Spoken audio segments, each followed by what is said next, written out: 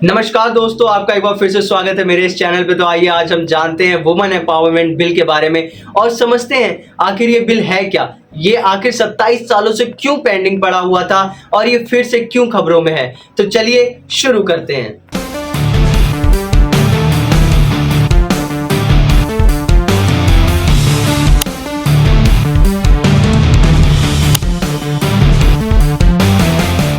जैसा कि मैंने आपको वीडियो की स्टार्टिंग बता दिया था कि ये बिल 27 सालों से पेंडिंग है, तो आइए समझते हैं इसकी टाइमलाइन को। तो मैं शुरू करता हूं 1996, जब एच.डी. देवेगौड़ा जी के प्राइम मिनिस्टर थे। उस समय एच.डी. देवेगौड़ा जी ने 11th लोकसभा के सामने एक बिल प्रस्तुत किया जो कि था 81st amendment bill of the constitution.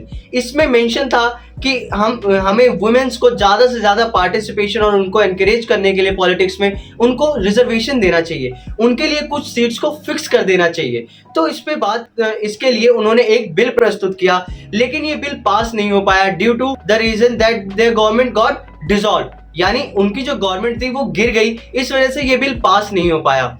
फिर 1998 में एक बार फिर से इसको एज 84th अमेंडमेंट बिल प्रस्तुत किया गया लोकसभा के सामने और फिर से ये बिल लैप्स कर गया due to the dissolution again.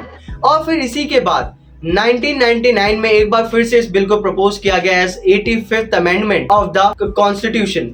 उसमें इस बिल को ये बिल इसलिए नहीं सक्सेसफुल हो पाया या फिर पास हो पाया due to the political consensus, यानी सारी पॉलिटिकल पार्टीज के जो रिप्रेजेंटेटिव थे अपर हाउस में, उन्होंने अपना पूरा सपोर्ट नहीं दिया इस बिल को। और इसमें सबसे पहले आरजेडी भी थी जिसने इस बिल को सपोर्ट नहीं किया। उनका हमेशा से ये कहना था कि ओबीसी की महिलाओं को ज्यादा से ज्यादा पार्टिसिपेशन देना चाहिए और उन्हीं को सिर्फ रिजर्वेशन देना चाहिए, जो कि मेरे पॉइंट ऑफ व्यू से गलत है। क्योंकि देखिए, women are all same and we have to give them rights, right? We have to empower them, so we have to give them equal chances to represent themselves in the politics। और इसी के बाद फिर से एक बार ये as a 108th amendment के रूप में एक बार फिर से प्रेजेंट किया गया 2008 में, जब कांग्रेस की सरकार थी। उस समय इस बिल को राज्यसभा से मंजूरी मिल गई, लेकिन लोकसभा तक ये बिल नहीं जा पाया। तो अब मैं बताता हूं ऐसा क्यों हुआ। देखिए, कुछ एमपीज ने राज्यसभा में अपोजिट या फिर इस बिल के अपोजिशन में खड़े हो गए और इसका विरोध करने लगे। और विरोध इतना ज्यादा बढ़ गया कि यहाँ तक कि जो पुलिस ऑफिसर्स या फिर गार्ड्स थे उनको बाहर तक छोड़ना पड़ा विधानसभा के, ताकि वो कोई हंगामा ना कर दे। और ये बिल तब से पेंडिंग पड़ा हुआ था 2023 तक। अभी हाल ही में जो हमारे प्रधानमंत्री श्री नरेंद्र मोदी जी हैं, उन्होंने फिर से इस बिल हाउस में प्रस्तुत किया है, वो भी 19 सितंबर को, जो कि एक बहुत बड़ी बात है। और इस बिल का नया नाम जो उन्होंने रखा है वो है नारी शक्ति वंदन अभियान।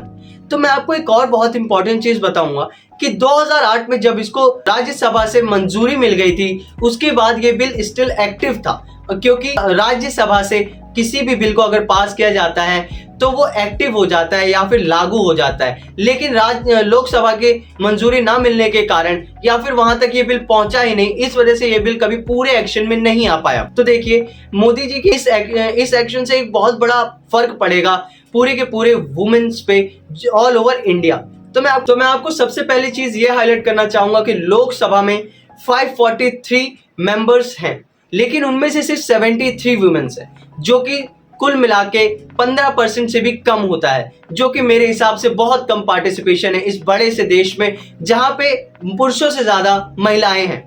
और इसी के बाद फिर हम बात करते हैं राज्यसभा की, जहां पे कुल 224 सीटें हैं और उसमें से सिर्फ 24 सीट ही महिलाओं के लिए है, या फिर महिलाओं का पार्टिसिपेशन है 24 सीटों पे, जो कि 14% से भी कम है। और कुछ स्टेट असेंबलीज में तो 12% भी है, और कहीं कहीं तो ये भी है कि 10% से भी कम पार्टिसिपेशन से वुमेन्स का। तो देखिए, अब हम समझते हैं इस बिल से आखिर क्या फर्क पड़ेगा। तो आइए इसको हम समझते हैं। देखिए, सबसे पहली चीज मैं आपको ये बताऊंगा कि अगर औरतों को एक रिजर्वेशन मिलेगी तो ज्यादा से ज्यादा हमारी माँ, बहन, दादी, ये सब अपने ज्यादा से ज्यादा कनेक्ट कर पाए, ज्यादा से ज्यादा अपने आप को इन्वॉल्व करेंगी पॉलिटिक्स में, जो कि देश के लिए बहुत अच्छा होगा। क्योंकि डेमोक्रेसी है हमारे देश में, और डेमोक्रेसी में सबसे बड़ी चीज ये है कि जिस देश में डेमोक्रेसी हो और उस देश के जो सिटीजन्स हो, अगर उससे ज़्यादा से ज़्यादा इन्वॉल्व होते हैं उसकी पॉलिटिक्स में, उसकी गवर्नेंस में, तो वो जो डेमोक्रेसी होती है वो जल्दी बढ़ती है और फलती और फूलती है। तो इसी के बाद अब जब औरतों का इन्वॉल्वमेंट बढ़ने लगेगा तो क्या होगा? देखिए, वुमेन्स ही वुमेन्स के मैटर्स को रेस करते हैं, राइट? उनके राइट्स के लिए बात करते हैं, उनके हक के लिए बात करते हैं। जितनी ज़्यादा महिलाएं होंगी लोकसभा या फिर राज्यसभा में, उतनी ज़्यादा महिलाओं के टॉपिक्स या फिर महिलाओं के विषय पे बात होगी, और जितनी ज़्यादा बात होगी उतनी ज़्यादा महिलाओं का विकास होगा।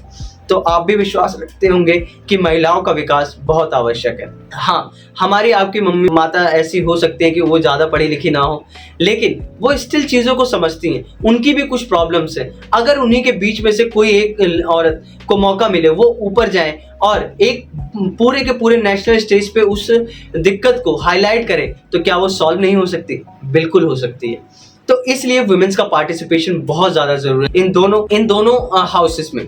तो अगर आप मेरी बात से एग्री करते हैं तो कमेंट में ज़रूर बताइएगा। और मैं आपको एक और चीज़ बताता हूँ कि अगर वुमेन्स ज़्यादा इन्वॉल्व होंगी तो काफ़ी अच्छे फैसले हो सकते हैं। जैसे womens are creative, womens always think about their families, like, right? तो अगर एक देयर फैमिली, राइट? एक औरत हमेशा अपने परिवार के बारे में सोचती है। तो अगर किसी डिस्ट्रिक्ट से या फिर किसी जिले से कोई औरत सांसद या फिर एमपी आती हैं, तो वो उसको अपने परिवार की तरह देखेंगे और परिवार की तरह ट्रीट करेंगे। और एक औरत कभी भी अपने परिवार के नुकसान के बारे में नहीं सोचता, वो हमेशा उसको ग्रो करने के लिए सोचता है। तो अगर ये मेरा पॉइंट ऑफ व्यू है। तो आइए अब एक चीज मैं आपसे और बात करूंगा। देखिए, मोदी जी है काफी बड़े खिलाड़ी। कैसे? क्योंकि उन्होंने एट लास्ट, जब मेन इलेक्शंस का टाइम है, तभी उनको ये बिल क्यों लाना था? इतने समय से 9 साल से वो पावर में है, वो तब से क्यों नहीं लाए? क्या कर रहे थे? ये एक बहुत बड़ा सवाल है जिसका जवाब वो शायद कभी हमें मिल नहीं पाएगा। लेकिन ये काफी सारे सवाल खड़े करता है इनकी राजनीति के तरीकों पे, बीजेपी के मैनेजमेंट पे, बीजेपी के टारगेट्स पे या फिर गोल्स पे। जब इनका समय आया कि हाँ, औरतों से अब हमें वोट लेना है और वोट हमें इन्हीं से मिलेगा, ये बोलेंगे तो घर पे हमको और वोट मिलेगा, तभी उन्होंने ये बिल लागू करने की कोशिश की। 9 साल पहले भी तो वो कर सकते थे, लेकिन उन्होंने नहीं किया। क्या 2019 के इलेक्शंस के बाद नहीं कर सकते थे? उन्होंने नहीं किया, अब जाके किया है। तो आपके क्या पॉइंट ऑफ व्यूज हैं इस चीज़ पे? आप कमेंट में ज़रूर बताइएगा। और इसी के साथ मैं अपनी वीडियो को एंड करता हूँ। Thank you and have a nice.